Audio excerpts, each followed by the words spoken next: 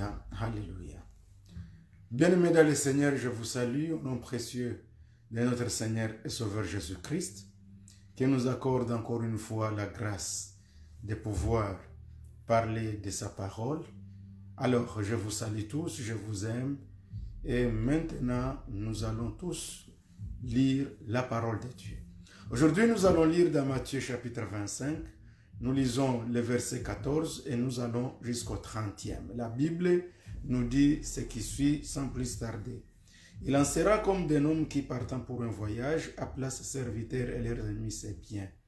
Il donna 5 talents à l'un, 2 à l'autre et un au troisième, et à chacun selon sa capacité. Et il partit. Aussitôt celui qui avait reçu les 5 talents s'en alla, les fit valoir, et il gagna 5 autres talents. De même, celui qui avait reçu les 2 talents en gagna 2 autres. Celui qui n'en avait reçu qu'un alla faire un creux dans la terre et cacha l'argent de son maître. Longtemps après, le maître de ses serviteurs revint et leur fit rendre compte. Celui qui avait reçu les 5 talents s'approcha et en apportant 5 autres talents, et il dit, « Seigneur, tu m'as remis 5 talents, voici j'en ai gagné 5 autres. » Son maître lui dit, « C'est bien, bon et fidèle serviteur. Tu as été fidèle en peu de choses, je te confierai beaucoup, entre dans la joie de ton maître. » Et celui qui avait reçu les 2 talents s'approcha aussi et il dit, « Seigneur, tu m'as remis 2 talents, voici j'en ai gagné 2 autres. » Son maître lui dit, « C'est bien, bon et fidèle serviteur. Tu as été fidèle en peu de choses, je te confierai beaucoup. Entre dans la joie de ton maître. » Celui qui n'avait reçu qu'un talent s'approcha ensuite et il dit, « Seigneur, je savais que tu es un homme dur, qui moissonne où tu n'as pas sémé et qui amasse où tu n'as pas vanné. J'ai eu peur et je suis allé cacher ton talent dans la terre. Voilà, prends ce qui est à toi. » Son maître lui répondit, « Serviteur méchant et paresseux, tu savais que je moissonne où je n'ai pas sémé et que j'amasse où je n'ai pas vanné. Il te fallait donc remettre mon argent au banquier et à mon retour, j'aurais retiré ce qui est à moi avec un intérêt. Ôtez-lui donc les talents et donnez-les à celui qui a les 10 talents. Car on donnera à celui qui a et il sera dans l'abondance, mais à celui qui n'a pas, on ôtera même ce qu'il a. Et les serviteurs inutiles, jetez-les dans les ténèbres du dehors, il y aura des pleurs et des grincements des dents. Que Dieu nous aide. Alors, bien-aimés dans le Seigneur, aujourd'hui, là, quand nous lisons ce texte, la première chose ici que nous voyons, c'est qu'on se rend compte qu'il s'agit d'un maître qui veut voyager, un patron, mais qui avait ses biens. Mais il dit, je ne vais pas aller avec tous mes biens là où je vais. Je voudrais quand même que je laisse mes biens entre mes serviteurs. Et mes serviteurs ici, ce sont eux qui vont s'en occuper et après, ils vont me rendre compte. Alors, le sujet de ce jour s'intitule « Reconnais les talents que tu as reçus, utilise-les et sois prêt à rendre compte. » Sois prêt à rendre compte. Soyons prêts donc à rendre compte. Prions. Éternel Dieu de toute gloire et de toute bonté, nous sommes devant toi. Nous te disons grand merci pour ce jour d'aujourd'hui que tu nous donnes afin de parler de ta parole. Ta parole est devant nous et nous avons besoin de ta révélation pour qu'à travers de ta parole tu nous parles et que nous puissions comprendre, Seigneur, les talents, les dons que tu nous as donnés, en sorte que nous puissions, Seigneur, travailler, les faire valoir jusqu'à ce que tu reviennes, parce que tu reviens bientôt et nous devons rendre compte au nom du Seigneur Jésus-Christ. Gloire à toi, Père. Amen. Amen. Alors que Dieu vous bénisse, bien-aimés dans le Seigneur. Je suis ému de joie de votre présence et je suis dans la joie de vous connaître si nombreux. Et ensemble, nous allons parler de la parole de Dieu. Alors, je viens de lire un texte dans l'Évangile selon saint Matthieu. Je ne vais pas vous parler de l'introduction de l'Évangile selon Matthieu, mais au moins, je vais vous parler de quelques petits points. Et parmi ces points-là, nous allons commencer par le contexte de ce texte. Donc, ce texte, bien aimé dans le Seigneur, est encadré par la parabole des 10 vierges, ainsi que la venue en gloire du Fils de l'homme pour juger les nations. Alors, nous trouvons la parabole des 10 vierges dans Matthieu chapitre 25, le premier verset jusqu'au 13e, et nous trouvons également l'avenir du Seigneur ou du Fils de l'homme pour juger les nations dans Matthieu chapitre 25 à partir du verset 31 et jusqu'à la fin. Ça signifie donc que le texte que nous allons parler se trouve encadré entre ces deux illustrations. Néanmoins, je veux quand même passer à pouvoir vous montrer quelques éléments qui vont nous aider à comprendre, bien aimé dans le Seigneur, que Dieu a donné à chacun de nous une capacité, un don, et les dons que chacun de nous a reçus, nous devons comprendre que tout ce que nous avons, un jour, nous allons rendre compte. C'est ça, au fait, l'élément que dont nous allons parler, et je prie que vous soyez un peu patients. Dans très peu de minutes, le Seigneur va nous parler. Quant à la parabole des 10 vierges, la Bible nous dit que le Seigneur a donné l'exemple d'un homme qui devait organiser les noces. Et cet homme-là, la Bible nous dit qu'il y avait 10 vierges qui étaient à son attente. Les 10 vierges étaient munies chacune de sa lampe. Donc, elles avaient également 10 lampes. Mais malheureusement, les messieurs qu'ils attendaient, il a traîné. Et comme il a traîné, la Bible nous dit que toutes ces vierges se sont endormies. Et comme elles s'étaient endormies, mais chacun avait sa lampe. Et au milieu de la nuit, vers minuit même, la Bible nous dit qu'elles ont toutes entendu un son à l'extérieur, un bruit. C'était répandu à l'extérieur comme quoi, voilà, l'époux arrive, allez à sa rencontre. Et pendant que tout le monde a entendu le bruit, et les femmes qui dormaient, toutes ces 10 femmes ont entendu le bruit. Et elles se sont vite réveillées pour aller à la rencontre de leur époux. Ce que la parole de Dieu nous dit ici, et là où les choses deviennent très compliquées, c'est qu'elles avaient chacune sa lampe et elles se sont toutes réveillées. Mais lorsqu'elles se sont réveillées, il y en a 5 qui se sont rendus compte que lorsqu'elles voulaient allumer leurs lampes, les lampes ne pouvaient pas s'allumer parce qu'elles n'avaient pas d'huile en elles. Et c'est comme ça qu'on a trouvé qu'il y avait 5 vierges dont leurs lampes avaient de l'huile et 5 autres dont leurs lampes n'avaient pas d'huile. Alors les 5 qui n'avaient pas d'huile, la Bible les appelle folles, entre guillemets, et ces folles-là, ces femmes-là vierges, sont parties demander à leurs consoeurs, leur dire, pouvez-vous nous donner un peu d'huile sur votre huile pour que nous aussi nous puissions ravitailler nos lampes. Et les autres là qui avaient de l'huile que la Bible appelle les 5 sages, les sages leur dirent non, ce que nous avons ne nous suffit pas à nous-mêmes et à vous autres. Alors ce que vous allez faire vous, nous vous conseillons, allez auprès des vendeurs et achetez-vous-en de l'huile pour mettre dans vos lampes. La Bible nous dit qu'elles sont parties et lorsqu'elles sont allées à la recherche, elles ont trouvé, mais du retour, elles ont rencontré que l'époux était venu et l'époux est rentré et quand il est entré, il a fermé la porte. Alors les 5 folles qui étaient parties, les 5 ignorantes, comme moi je peux les appeler, les 5 qui étaient distraites, quand elles sont revenues, elles ont frappé sur la porte pour dire, allez au Seigneur, ouvre-nous, nous venons aussi. Et la Bible nous dit que l'époux leur dit à haute voix, rentrez d'où vous venez, retournez là, je ne vous ai jamais connu. Voilà le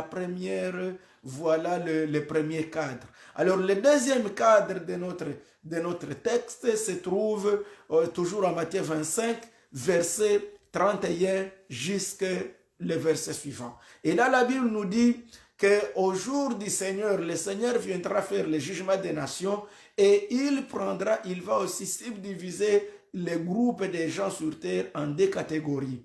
Il divise ceux qui seront à sa droite, qu'il appelle, ceux qui seront à sa droite, il les appelle comme des brebis, et ceux qui seront à sa gauche, il les illustre comme des chèvres.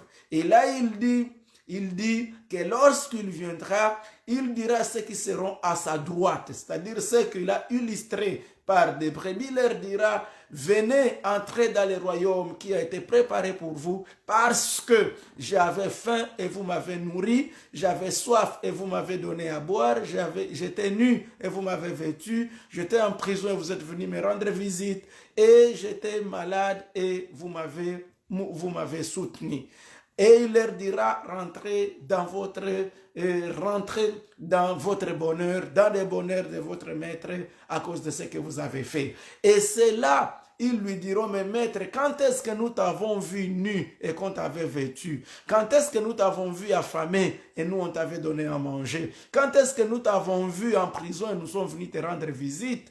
Et il leur dira, que oui, lorsque vous avez fait ça à l'un de ces petits, en d'autres termes, lorsque vous avez fait toutes ces bonnes choses à l'un de ceux-là qui sont sur la terre, à l'un des chrétiens, à l'une des personnes, c'est à moi que vous l'avez fait. Et il n'avait pas compris. La Bible dit qu'il se tourna encore du côté de ceux qui étaient à sa gauche, qu'il considère comme des boucs, et il leur dit, vous sortez auprès de moi, allez dans le feu éternel qui a été réservé pour vous depuis le commencement de la terre, parce que j'avais faim, vous ne m'avez pas nourri, j'avais soif, vous ne m'avez pas donné à boire, j'étais nu, vous ne m'avez pas vêtu, j'étais en prison, vous ne m'avez pas visité, malade, vous ne m'avez pas appuyé, vous ne m'avez pas secouru.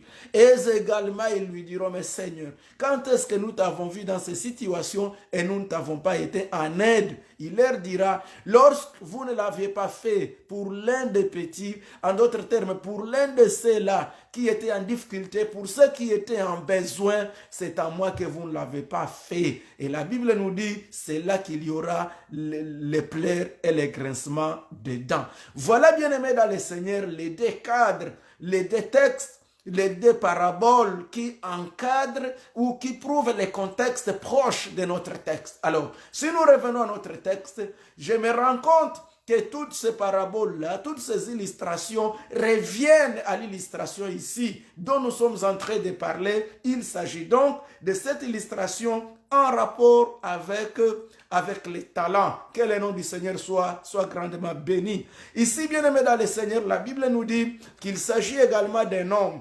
Un homme qui devait aller en voyage, et lorsqu'il devait s'en aller en voyage, la Bible dit qu'il a pris avec lui ses biens. Et lorsqu'il a pris ses biens, il les a distribués entre ses serviteurs. Et il en donna 5 talents à l'un, 2 à un autre, et 1 talent à quelqu'un d'autre. Et il partit en voyage.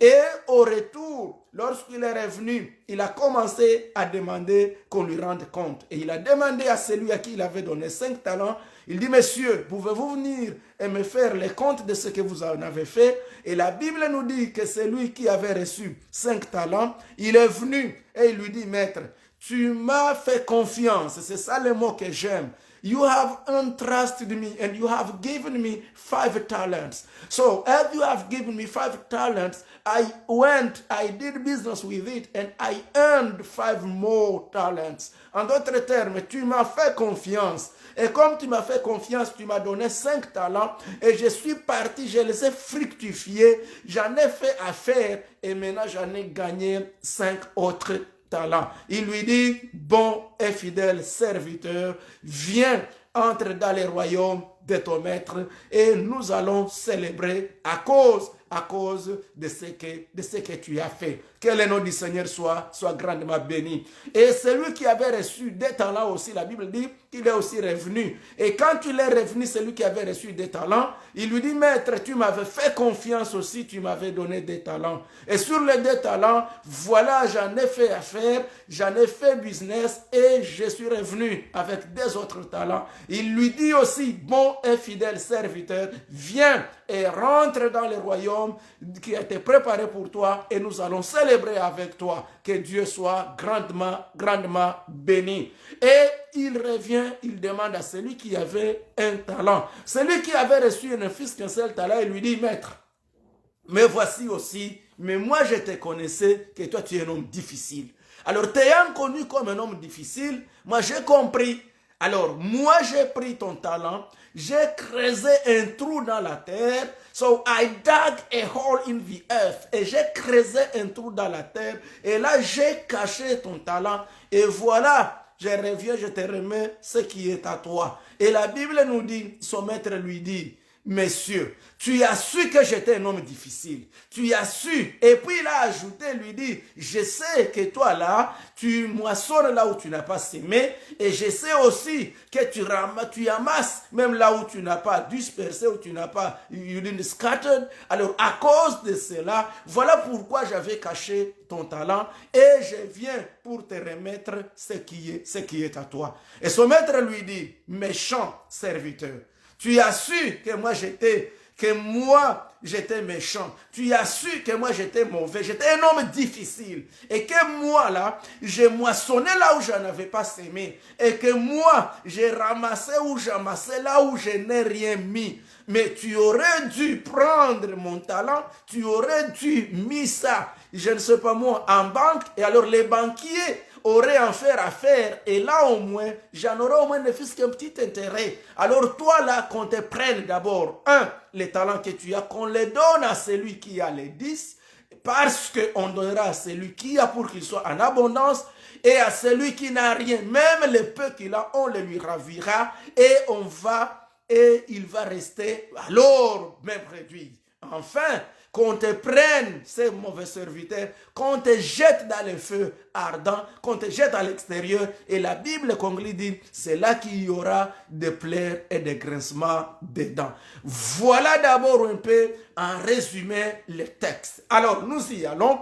Le premier point, nous faisons un parallélisme où nous allons un peu comparer quels sont les points communs entre les trois textes. Donc, je vais parler donc du texte en soi et des cadres que j'ai appelés les contextes proches. Que ce soit le contexte proche qui est devant ou celui qui est derrière. Voilà, je vais un peu cadrer les deux. Premièrement, quand nous voyons dans la parabole des 10 vierges, l'époux, et nous voyons aussi dans ce texte que nous venons de lire sur la parabole ici des talents, nous voyons le monsieur qui est allé en voyage. Et quand nous voyons dans l'autre texte ici, en rapport avec les jugements, lorsque le Seigneur viendra, le Fils de l'homme, ici on a l'impression qu'il s'agit d'une seule personne. Et cette seule personne, c'est Jésus-Christ, qui est en train lui-même d'illustrer son royaume. Donc ici, l'époux qui était attendu par les 10 vierges, c'est toujours Jésus. Ici, le Seigneur ou le maître qui est allé en voyage, c'est toujours Jésus. Et ici, le Fils de l'homme qui viendra juger les nations et qui avait séparé les boucs et les brebis, c'est toujours le même Seigneur Jésus-Christ. Ça, c'est la première chose. Alors, la deuxième chose que nous devons comprendre, c'est que ici, il y a des catégories. Chaque équipe est subdivisée en des catégories. Que ce soit la parabole des 10 vierges, ici, nous en avons 5 qu'on considère comme folles et 5 qu'on considère aussi comme sages. Ici également, dans les talents, nous avons une catégorie de ceux qui ont fructifié les talents qu'ils ont reçus. Donc la catégorie incluant celui qui avait 5 et celui qui avait des talents. Et la catégorie ici de l'homme ici qui a plutôt creusé et caché ce qu'il avait reçu. Donc ici, nous avons aussi deux catégories de serviteurs. Alors aussi également, dans le texte qui tient lien avec le jugement des nations, nous voyons également qu'il y a aussi deux groupes. Nous avons le groupe qui sera à sa droite et le groupe qui sera à sa gauche. Donc, il s'agit au fait des mêmes textes et des mêmes messages. Et ce même message que j'ai intitulé « Reconnais les talents que le Seigneur t'a donnés » et ces talents-là, travaille ces talents, travaille ses capacités, travaille ton potentiel. En d'autres termes, cherche à découvrir tous les potentiels qu'il t'a donnés, fructifie-les. Et quand tu les auras fructifiés, sache bien aimé dans le Seigneur que tu rentreras compte au Seigneur. Et c'est alors que tu vas savoir dans quelle catégorie toi et moi chacun sera? Est-ce que tu seras dans la catégorie de ceux qui seront couronnés, qui seront appelés bons et fidèles serviteurs, ou nous serons dans la catégorie de ceux qui seront appelés méchants serviteurs? Que le Seigneur nous aide et que le Seigneur nous pardonne. Alors, le troisième élément, je parlais du premier élément, c'était de pouvoir ressortir dans tout ce texte qui étaient les maîtres, qui étaient les serviteurs, qui étaient les patrons, qui est au fait celui qui fera le jugement ou qui est l'époux. La deuxième chose, c'est de comprendre qu'il s'agit de catégories, de groupes de gens. Le troisième élément que nous retirons de tous ces textes, c'est de comprendre que tous étaient des serviteurs. Quand vous voyez les 10 vierges, elles attendaient toutes l'époux. Quand nous voyons aussi ces autres-là, les serviteurs, ils sont tous appelés ces serviteurs. Alors, autre élément, le quatrième élément d'intersection, c'est que tous ont reçu un talent. Quant à ce qui concerne les 5 vierges, chacune d'elles, les 10 vierges plutôt, chacune d'elles avait sa lampe. C'est ça les talents. Et quand nous sommes dans la parabole des talents, chacun a reçu un talent. Il y en avait celui qui avait 5, l'autre avait 2 et l'autre en avait reçu un talent. Et quand nous allons également dans le troisième texte, là nous découvrons également que chacun avait les œuvres. Il y en a ceux qui visitaient les malades, il y en a ceux qui donnaient à manger à ceux qui avaient faim, il y en a aussi il y en a également ceux qui visitaient les prisonniers. En d'autres termes, ici aussi, nous voyons les œuvres. Il y avait des gens, chacun faisait une certaine œuvre. Il y en a qui en ont bien fait plutôt, et ceux qui en avaient mal fait. Alors ça, c'est le quatrième point d'intersection. Alors le cinquième point, qui réunit encore toutes ces paraboles ensemble, c'est de comprendre que le maître avait donné à chacun selon son habileté ou sa capacité. Ça, c'est très important. Donc, le Seigneur a distribué à chacun les dons, les talents, comme il le sait. Aux uns, il a donné ça, aux autres, il a donné ça, aux autres, il a donné cela. Et quand je parle ici des talents, je vais d'abord ressortir une petite différence entre les talents et les dons. Nous parlons des talents, ce sont toutes les capacités que nous naissons avec. N'importe qui que ce soit, chaque personne est née avec un potentiel que le Seigneur a placé en lui. Peu importe d'où tu es né, vous avez des capacités que le Seigneur a mises en vous. Et ces capacités-là, nous devons, les découvrir, de 2, nous devons les cultiver, nous devons les développer et nous devons les rendre productifs. C'est lorsque nous rendons productifs les capacités que nous avons, que la vie commence à changer, que les succès nous arrivent. Et bien aimé dans le Seigneur, ceci, peu importe chrétien ou pas, chacun de nous, Dieu a donné des capacités, a donné le potentiel, a donné certaines choses que vous êtes capables de fructifier. C'est pourquoi aux uns, il les a fait des architectes, à d'autres, il les a donné l'éloquence du parler, à d'autres, il leur a donné la lecture, aux autres, il leur a donné divers arts, diverses capacités. Bien aimé dans le Seigneur, donc dans cette catégorie de talents, ici, nous regroupons tout ce que vous connaissez au monde comme capacité, que ce soit la construction, que ce soit, je ne sais pas, les études, que ce soit l'intelligence, que ce soit tout ce que vous connaissez enfoui dans l'homme. Et la parole de Dieu nous demande à chacun de découvrir les talents qu'il a en lui et qu'il puisse les fructifier parce que le Seigneur nous demandera d'en rendre compte. Alors, quant au don spirituel, c'est lorsque nous recevons Jésus comme Seigneur et Sauveur. C'est lorsque le Saint-Esprit vient à nous qu'il donne à chacun un don. Et alors, c'est là que nous lisons dans 1 Corinthiens 12 ou dans Romains même 12 aussi. Là, nous voyons les différents dons du Saint-Esprit. Mais je vais juste vous dire qu'il ne s'agit pas seulement de ceux-là qui sont cités par Paul, mais il y en a plusieurs que la Bible n'a même pas cités. Ceci donc, bien dit, nous comprenons qu'un sixième élément de commun avec tous ces 3 textes, c'est de comprendre que chacun a reçu. Et comme chacun a reçu un talent ou un don quelconque, alors il faut à chacun est attendu la fructification. Lorsqu'il a donné les talents, celui de 5, celui de 2, celui de 1, il a voulu que chacun puisse en faire une activité. Et la Bible dit, lui d'abord est parti. Donc ça c'est aussi un autre élément que nous devons comprendre, que nous tous, le Seigneur Jésus est parti, mais il va revenir. Ça c'est très important. Le patron est parti, mais il revient. Alléluia. Alors bien aimé dans le Seigneur, pour ne pas vous amener très loin dans notre texte et dans notre analyse, alors un élément important pour que nous puissions y aller, la deuxième chose, après cette compréhension du texte, alors c'est l'application de ce texte. Alors ce texte s'applique de cette manière. Donc c'est la première chose, c'est découvrir votre don et votre talent.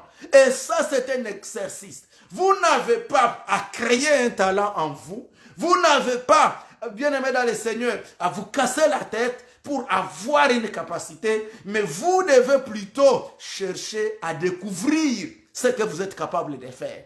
Et comment on découvre ce qu'on a? La première chose, c'est que, si tu peux comprendre ton potentiel, if you can understand your potential, alors le succès est en train de frapper sur ta porte.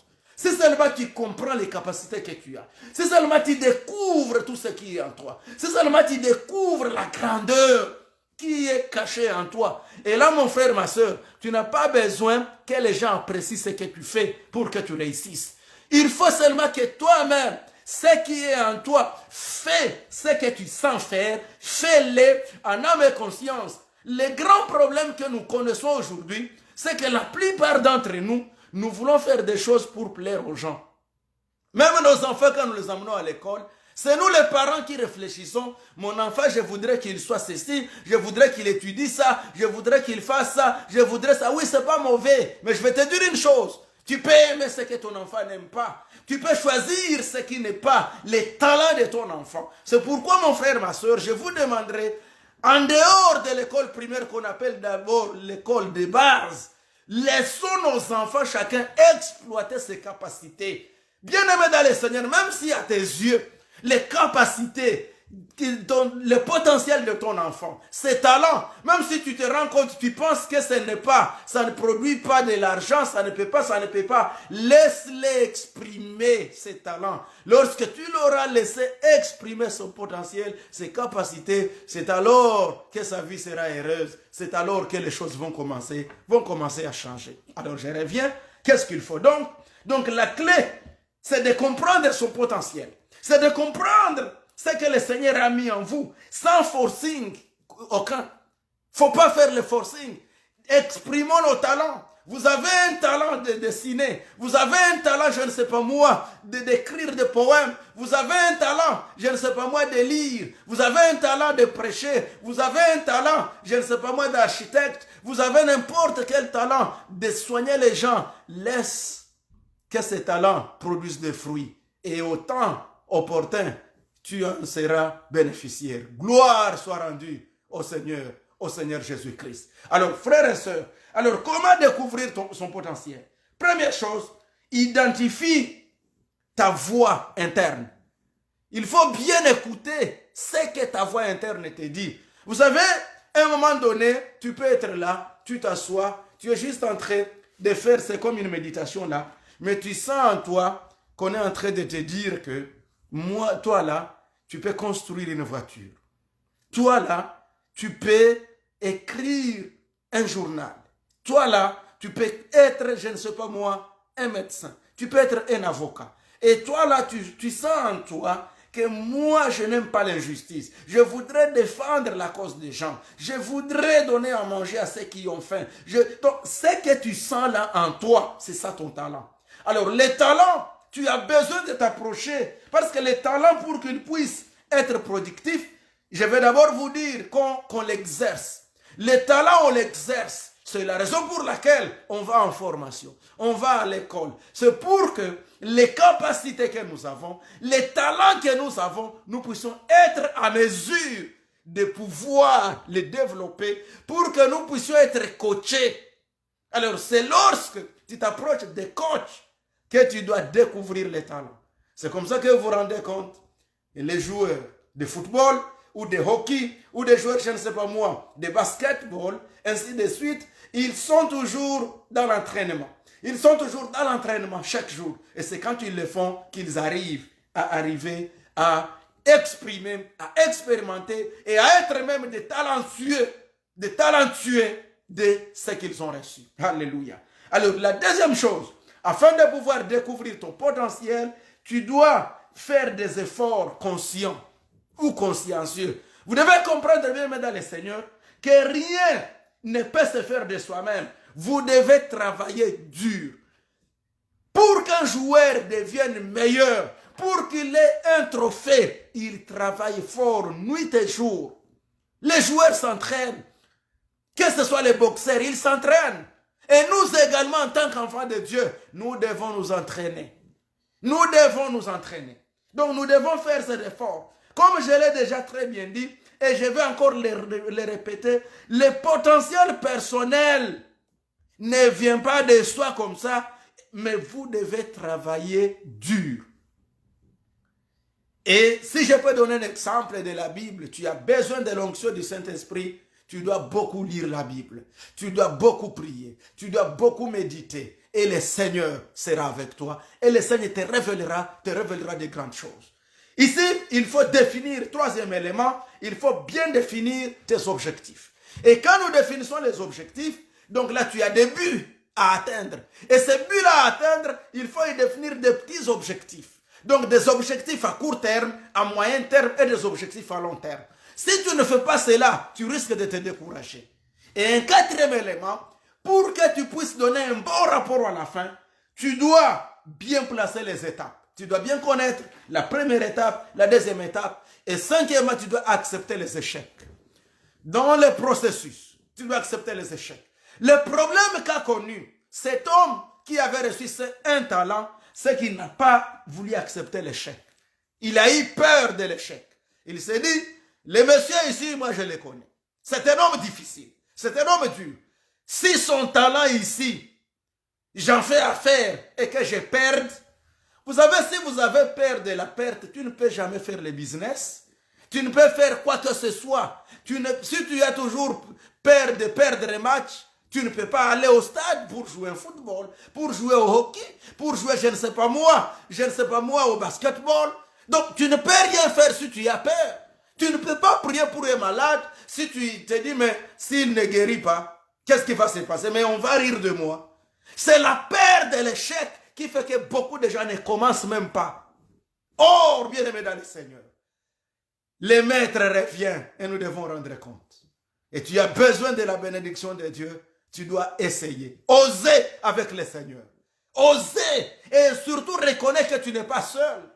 La Bible dit, ce n'est plus moi qui vis, mais c'est Christ qui vit en moi. Donc tu n'es pas seul.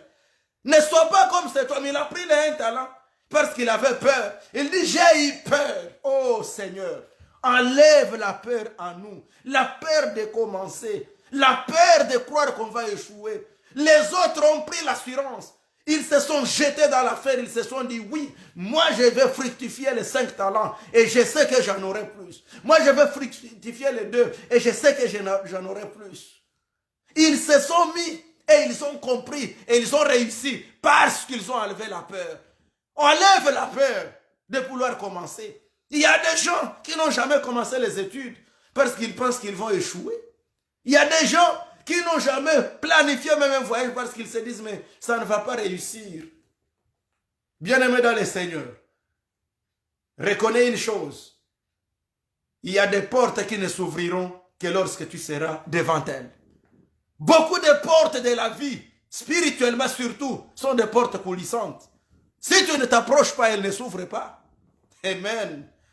Regarde les enfants d'Israël. Tant qu'ils n'étaient pas devant la mer Rouge ne s'était jamais ouverte. Tant qu'ils n'étaient pas devant le fleuve Jourdain, il ne s'était jamais ouvert. Toi aussi, si tu ne fais pas avancer devant, tu ne verras rien. Enlève la peur. Les échecs peuvent arriver. Mais quand tu as un échec, tu ressens comme une leçon. Mets ça parmi les expériences de la vie et avance. Et continue. Et la Bible nous dit, très bien, que nous devons également célébrer les réussites. Ce sont là les témoignages. David n'a pas eu peur de Goliath, mais il a d'abord célébré les réussites. Il s'est souvenu, moi là, j'avais fait face à un lion et à un ours. Et moi, je les avais déchirés. Et même ces Goliath ici, je vais les déchirer. Ça signifie quoi? Il a compris qu'il avait un talent, il a développé son talent, il a fait les exercices, il s'entraînait. Donc pour faire les combats, pour être guerrier, David s'entraînait dans la forêt, il s'entraînait avec les lions, il s'entraînait avec les ours et il était toujours sorti victorieux. David n'a pas eu peur des échecs, mais il célébrait les réussites. Vous savez, ce sont les petites réussites que nous célébrons qui nous donnent la victoire. Alors, comme je disais, je ne vais pas vous amener très loin. Je vais juste revenir sur quelques éléments. Nous avons découvert que Dieu ou le Seigneur a donné à chacun un talent, un potentiel. Et ces potentiels-là, nous devons les cultiver. Nous devons les développer. Et si je m'amène au niveau des dons spirituels, spirituellement, la première chose, si nous voulons ranimer les dons de Dieu en nous, nous devons, bien aimés dans le Seigneur, prendre une nouvelle conscience. Faisons les efforts consciencieusement. Faisons ces efforts-là. Décidons de nouveau. Prends un peu un nouvel élan de relire la Bible et de faire la méditation sur la parole. Prends un nouvel élan de prier le Seigneur.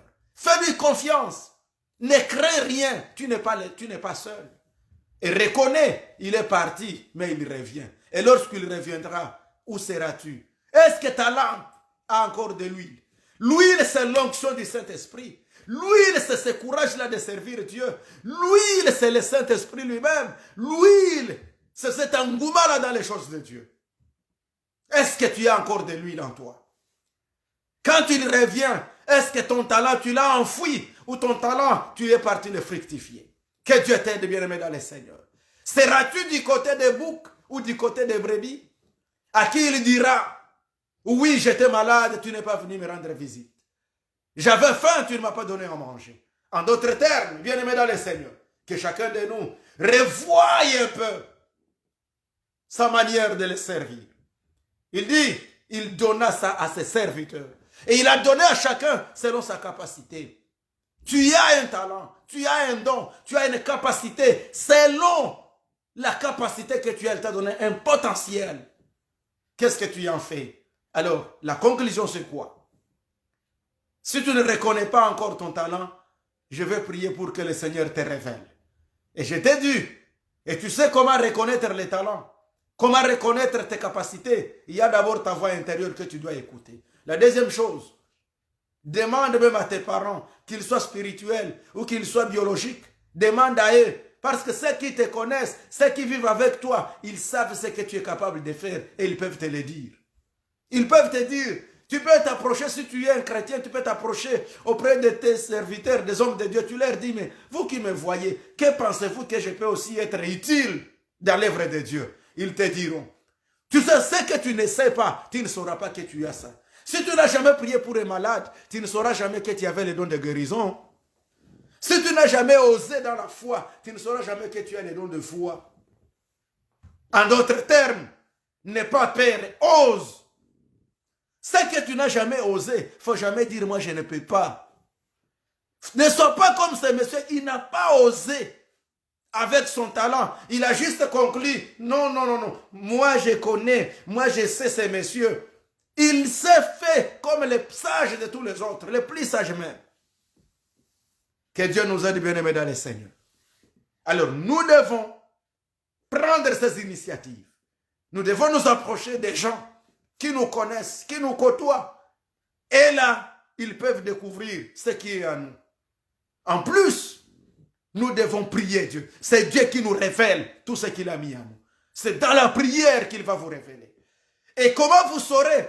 C'est quand vous entrez dans une activité, dans un milieu, par exemple dans l'église, et vous vous rendez compte qu'il y a quelque chose qui ne marche pas à tel coin. Et tu sens que dans cette chorale, mais pourquoi il n'y a pas quelqu'un qui chante telle voix? Mais pourquoi je ne vois pas quelqu'un qui joue à la guitare? Mais pourquoi je ne vois pas quelqu'un qui joue au piano? En d'autres termes, le Seigneur est en train de te dire, va prendre cette place-là qui est vide. C'est là que tu dois servir. Et tu verras ce qu'il peut faire avec toi. En d'autres termes, tous les chants qui n'ont jamais été fouettés, C'est là que le Seigneur veut que tu ailles. C'est ça ce qu'il est en train de te montrer. Donc, c'est à toi qu'il a montré un manque. Alors, c'est à toi de combler ces manques. Et c'est quand tu combles ces manques que tu es en train de fructifier ton talent. Et alors, le Seigneur te bénira et le Seigneur nous bénira. Que Dieu vous bénisse. Je veux prier pour vous. Vous voulez que le Seigneur vous révèle votre talent, votre don du Saint-Esprit. Ça, c'est la première chose.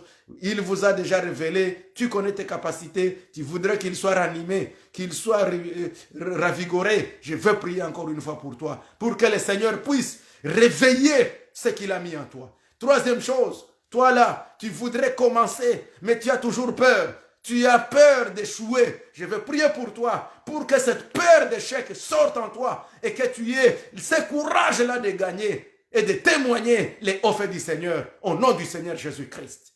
Alléluia. Bien-aimés, que Dieu nous bénisse et nous allons prier tous ensemble. Tendre Père, nous disons merci à toi. Merci Seigneur pour ce temps que tu nous as donné et que tu nous accordes. Entre tes mains, ô merveilleux Dieu, je présente tous les bien-aimés qui viennent de suivre, Seigneur, cette exhortation et qui les suivront après. Aide-nous, merveilleux Dieu. Aide chacun de nous à découvrir le potentiel que tu as mis en lui. Et ceux qui en ont déjà découvert, Seigneur, ô Père, et qu'il est endormi, qu'il ne soit pas endormi comme les vierges qui étaient toutes endormies, mais qu'il soit même, Seigneur, qu'il soit prêt avec de l'huile. C'est ça le réveil. Nous avons besoin de réveiller les dons de Dieu en nous, au nom du Seigneur Jésus. Réveillez-les, Seigneur. Et c'est la merveille, Dieu, qui ont peur de commencer, qui ont peur d'oser quelque chose. Accorde-leur ton courage, accorde-leur ta grâce, parle-leur, Seigneur. Je résiste contre cet échec, cet esprit d'avoir peur de l'échec, au nom de Jésus. Accorde-leur tes enfants, accorde à tes enfants la gloire, la victoire. Car la Bible dit, car tu ne nous as pas donné un esprit de timidité, mais un esprit de force. Au nom du Seigneur Jésus. Accorde ça à tes enfants. Fortifie-les au nom de Jésus. Je prie, Seigneur, pour ceux qui ont déjà commencé quelque chose, quelle que soit une activité, que ce soit une activité dans leurs affaires, que tu bénisses tout ce qu'ils entreprennent, car nous savons que tu reviens bientôt et nous devons rendre compte de tous les talents, de toutes les capacités, de tous les dons que tu nous as donnés. Nous voudrions, Seigneur, être du groupe de ceux qui seront à ta droite. Nous voudrions être, Seigneur, du groupe-là, de ces 5 vierges-là qui étaient sages. Je voudrais, Seigneur, être de ce groupe-là, de ces bons et fidèles serviteurs qui avaient fructifié et que tu as reçus dans ton royaume pour qu'ils puissent célébrer avec toi. Aide-nous, Seigneur, au nom de Jésus-Christ. J'ai ainsi prié. Amen. Amen. Que Dieu nous bénisse. Amen.